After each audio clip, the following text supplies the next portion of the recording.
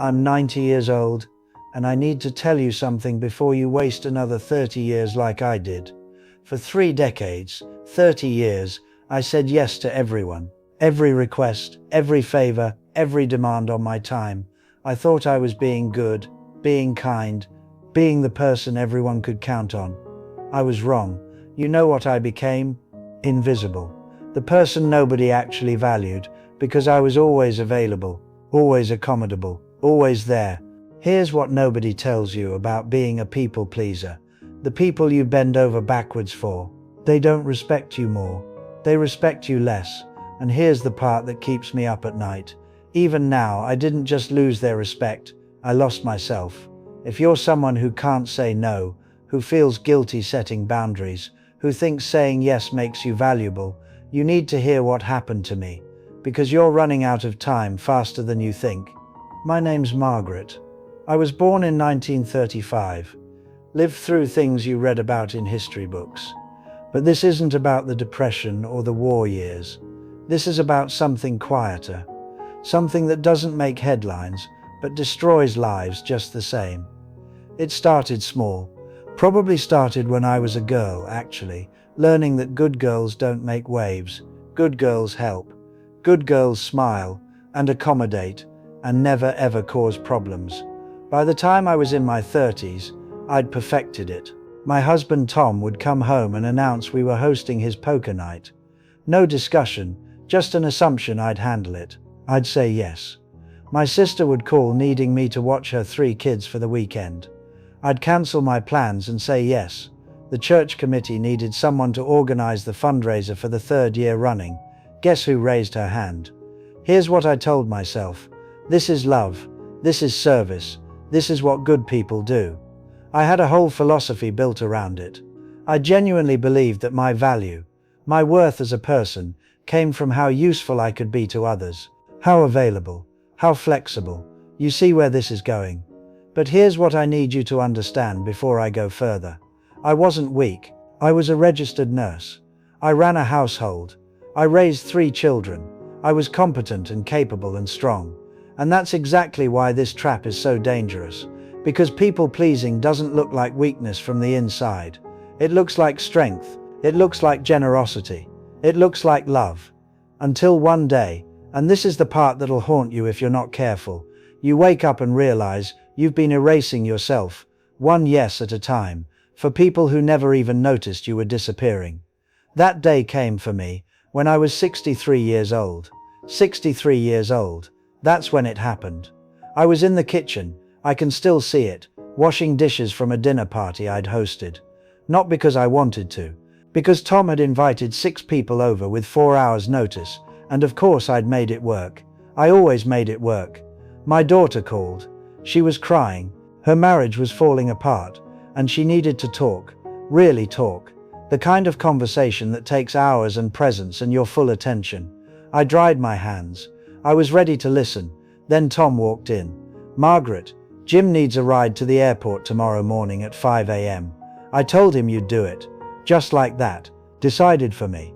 I opened my mouth to say something, but my daughter was still on the phone, crying. Tom was already walking away. Jim would need that ride. And I'd given away Saturday mornings my entire adult life. What was one more? Sure, I said. I'll do it. I told my daughter I'd call her back. But here's the thing, and this is where it gets ugly. I didn't call her back, because by the time I drove Jim to the airport, my sister needed help moving furniture. And then the church needed someone to fill in for the potluck coordinator. And then Tom's mother needed her prescriptions picked up. 3 weeks passed before I called my daughter back. 3 weeks. She was polite about it, said she understood, said she'd figured things out. But there was something in her voice, this distance that wasn't there before. This understanding that I wasn't someone she could rely on when it mattered, because I was too busy being reliable for everyone else. You know what the worst part was? Nobody thanked me.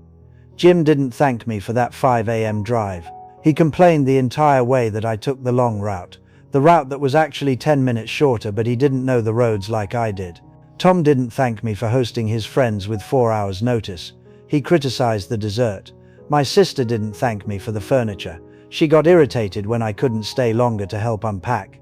The church, They just assumed I'd do it again next year. And my daughter, the person who actually needed me, she stopped calling. That's what happens when you're always available. You become wallpaper, expected, taken for granted. And the people who genuinely need your presence, they learn not to ask because you've trained them that everyone else comes first. Listen to me. If you're someone who constantly says yes, I need you to understand something that took me 63 years to learn. Being available to everyone means being present for no one. You think you're being kind. You think you're being generous. You think you're being selfless. But kindness without boundaries isn't kindness. It's self-abandonment. And here's the part that people get wrong. When you say yes to everything, you're not actually giving people your best. You're giving them your exhausted, resentful, spread too thin version. You're giving them the scraps of yourself that are left over after you've given yourself away 100 times that week. Is that really the gift you think you're giving? I used to believe that setting boundaries was selfish. I used to think that saying no meant I was letting people down, failing them, proving I didn't care enough. But you know what's actually selfish? Training people to treat you like you don't matter. Training your children to believe that everyone else's needs come before yours. Training yourself to believe that your own needs are shameful, inconvenient, too much. That's what I did. And by the time I realized it, I'd spent 30 years becoming a person even I didn't recognize. You want to know who I was at 63? I couldn't tell you. I didn't have hobbies. I didn't have preferences. If you asked me what I wanted for dinner, I'd panic because I'd stopped knowing what I wanted for anything. I'd become a collection of other people's needs with a body attached. That's not virtue.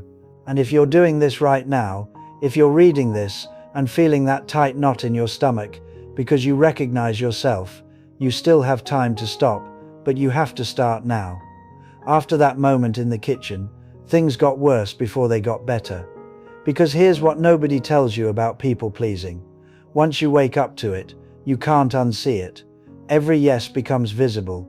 Every accommodation feels like you're watching yourself disappear in real time. But I still couldn't stop.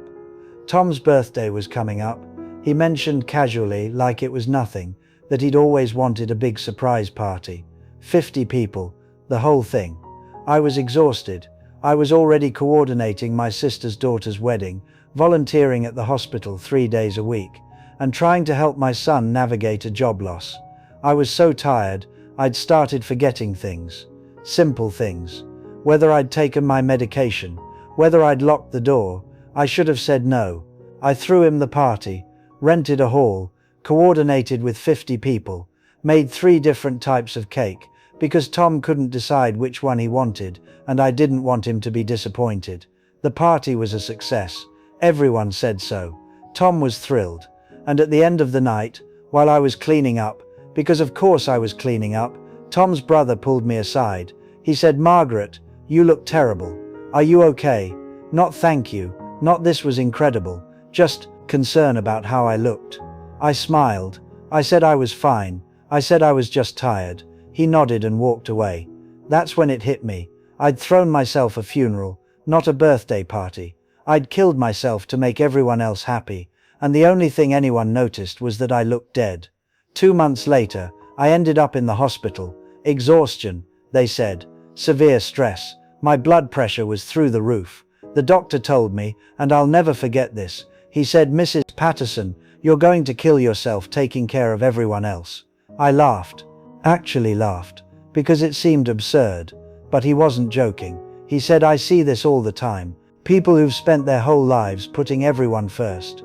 And then one day their body just gives out. Because you can't run on empty forever." I was in that hospital bed for 3 days. You know how many people visited? 2. My daughter, the one I'd put off for 3 weeks. She came every day. Brought me books, sat with me, didn't ask for anything. And Tom came once, for 20 minutes. He was uncomfortable. He left early because he had a golf game. 30 years of yes. 20 minutes. Here's the uncomfortable truth about people pleasing that nobody wants to hear. The people you sacrifice yourself for, they won't be there when you need them. Not because they're bad people, but because you've trained them not to see you as a person with needs. You've trained them that you're a resource, a convenience, a solution to their problems, and you can't be angry at them for that, because that's what you taught them.